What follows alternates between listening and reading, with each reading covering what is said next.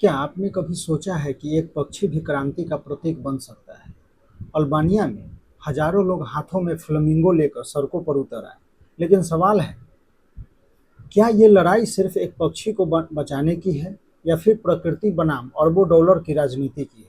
आइए जानते हैं कि आखिर क्या है फ्लेमिंगो क्रांति। एक तरफ 1.6 अरब डॉलर का लग्जरी रिसॉर्ट, दूसरी तरफ हजारों प्रदर्शनकारी और उनके हाथों में फ्लेमिंगो की तस्वीरें।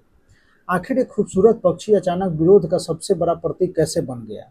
यही है फ्लेमिंगो क्रांति की कहानी। अगर सरकार विकास के नाम पर जंगल, समुद्र और पक्षियों का घर खत्म करने लगे तो क्या जनता को विरोध करना चाहिए? अल्बानिया में इसी सवाल ने जन्म दिया है फ्लेमिंगो क्रांति को। सबसे पहले समझते हैं कि फ्लेमिंगो क्रांति आखिर है क्या। उससे पहले ये देखते हैं कि हमारे जीएस पेपर 2 और पेपर 3 शासन, अंतर्राष्ट्रीय संबंध, पर्यावरण, जैव विविधता संरक्षण चर्चा में क्यों है। तो 1.6 अरब डॉलर लग्जरी प्रोजेक्ट के खिलाफ जो है व्यापक जन आंदोलन है। प्रमुख आयाम की अगर हम बात करते हैं तो पर्यावरण प्रभाव जो है EIA एंड वैश्विक शासन, नागरिक समाज की भूमिका। ठीक है, कंटेक्स्ट की अगर हम बात करते हैं तो आपने कंटेक्स्ट देख ही लिया है। भूगोलीय प्रभाव क्षेत्र तो सजान द्वीप जो आइलैंड है और बोजोसा नार्ता आर्द्र भूमि है उसमें प्रस्तावित है। इसके अगर विवाद की जड़ में हम जाते हैं तो बिना उचित जन परामर्श, पर्यावरणीय नियमों की अनदेखी और निर्माण की अनुमति देने के लिए संरक्षित क्षेत्र कानून में किया गया विवादास्पद जो है संशोधन। ठीक है, अब इसके हम ये है क्या, इसके बारे में हम लोग चर्चा करेंगे। तो देखिए, सबसे पहले हमें समझना है कि फ्लेमिंगो क्रांति क्या है। ठीक है, तो देखिए, यह अल्बानिया में एक व्यापक पर्यावरण, नागरिक समाज का विरोध आंदोलन है जो पारिस्थितिकी रूप से संवेदनशील क्षेत्रों में बड़े पैमाने पर वाणिज्यिक बुनियादी ढांचे के निर्माण का विरोध कर रहा है। आंदोलन के अगर मुख्य स्तंभ की हम बात करते हैं तो दुर्लभ और लुप्त प्राय प्रजातियों के प्राकृतिक आवास की रक्षा, अपारदर्शी निर्णयों, कूटनीतिक भाई भतीज नेपोटिज्म का विरोध, कॉरपोरेट हित के लिए राष्ट्रीय पर्यावरण कानूनों को कमजोर करने की प्रवृत्ति को चुनौती। यानी यह अल्बानिया में शुरू हुआ पर्यावरणीय आंदोलन है। कारण है 1.6 अरब डॉलर का लग्जरी रिसोर्ट प्रोजेक्ट। और विरोध क्यों है? तो संरक्षित वेटलैंड में निर्माण, फ्लेमिंगो, समुद्री कछुए और अन्य जीवों पर खतरा। लोगों का आरोप है कि पर्यावरण और पारदर्शी की अनदेखी की गई है। जब विकास प्रकृति की कीमत पर होने लगे तो विरोध सिर्फ इंसानों का नहीं, आने वाले पीढ़ी का भी होता है। आंदोलन की मुख्य विशेषता और रणनीतिक प्रतीक की अगर हम बात करते हैं तो प्रतीक के रूप में फ्लेमिंगो की देखिए तो यह प्रदर्शनकारी, जैव विविधता संरक्षण और विनाशकारी विकास के खिलाफ प्रतिरोध है का प्रतिनिधित्व करने के लिए राजहंस फ्लेमिंगो के कटआउट का उपयोग कर रहे हैं। पर्यावरण राजनीति गठजोड़ की है तो भ्रष्टाचार विरोधी नागरिक आंदोलन का रूप ले लिया है सरकार के खिलाफ, अल्बानियाई सरकार के खिलाफ। वैश्विक समर्थन तो देखिए, अंतर्राष्ट्रीय पर्यावरण संगठनों का व्यापक समर्थन मिल रहा है और जिसमें अल्बानिया के यूरोपीय संघ प्रवेश की वर्ताव और कूटनीतिक दबाव भी बढ़ गया है। इकोलॉजिकल इम्पैक्ट असेसमेंट की अगर बात की जाए यहीं पर तो देखिए कि परियोजना के कारण जो है निम्नलिखित संवेदनशील जो है पारिस्थितिक तंत्र का विनाश जो है खतरे में है, विनाशकारी प्रभाव उन पे पड़ रहा है।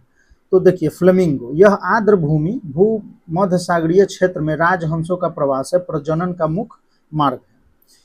समुद्री कछुए तो लवड़ है, टर्टल्स तो तटीय निर्माण, कृत्रिम प्रकाश व्यवस्था और कछुए के घोंसले बनाने की प्रक्रिया बाधित होगी।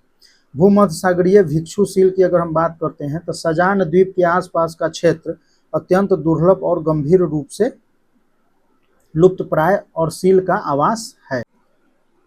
गवर्नेंस एंड अकाउंटेबिलिटी डायमेंशंस की अगर हम बात करते हैं, शासन, पारदर्शिता, जवाबदेहिता की, तो फ्लेमिंगो क्रांति वर्तमान वैश्विक शासन, प्रशासनिक सुधारों के समक्ष कई महत्वपूर्ण सवाल है। संस्थागत अपारदर्शी तो देखिए, स्थानीय समुदायों, पर्यावरणविदों के निर्णय लेने की प्रक्रिया से बाहर रखना लोकतांत्रिक मूल्यों के खिलाफ है।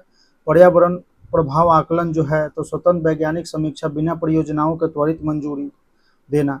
पूंजीवादी कूटनीति की अगर हम बात करते हैं तो विदेशी निवेश आकर्षित करने के नाम पर भू राजनीतिक रूप से प्रभावशाली हस्तियों को पर्यावरण नियम में छूट देना। जियो पॉलिटिकल और डिप्लोमेटिक इम्प्लीकेशन की बात हम करते हैं तो देखिए भू राजनीतिक आयाम अल्बानिया और यूरोपीय संघ, तो देखिए यूरोपीय संसद का हस्तक्षेप है इसमें। तो यूरोपीय संसद ने अल्बानियाई सरकार से संरक्षित क्षेत्रों के में सभी निर्माण कार्यों को तुरंत रोकने और यूरोपीय संघ के पर्यावरणीय मानकों का पालन करने का आग्रह किया है।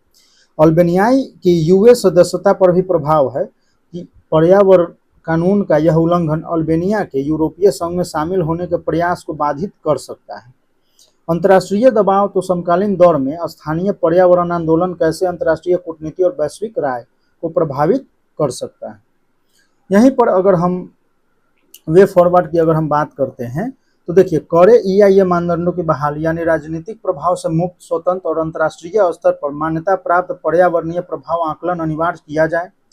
पर्यावरण पर्यटन को बढ़ावा, मेगा रिसोर्ट्स के बजाय समुदाय आधारित और कम प्रभाव वाले पर्यटन मॉडल को अपनाया जाए। स्थानीय आजीविका और प्राकृतिक दोनों की रक्षा करे। राइट टू ग्रीन कंसल्टेशन की अगर हम बात करते हैं तो किसी भी बड़े और संरचना निवेश से पहले स्थानीय नागरिक समाज पर्यावरण कमानों के साथ अनिवार्य लोकतांत्रिक परामर्श का नियम बने।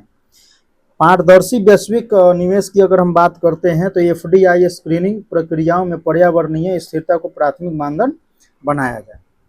UPSC वैल्यू एडिशन में तो इन्वायरमेंटल और थेरियनिज्म हो गया, इकोलॉजिकल इंटीग्रिटी हो, protected area dilution, public trust doctrine, transnational civil society, sustainable tourism matrix, biodiversity footprint, green governance.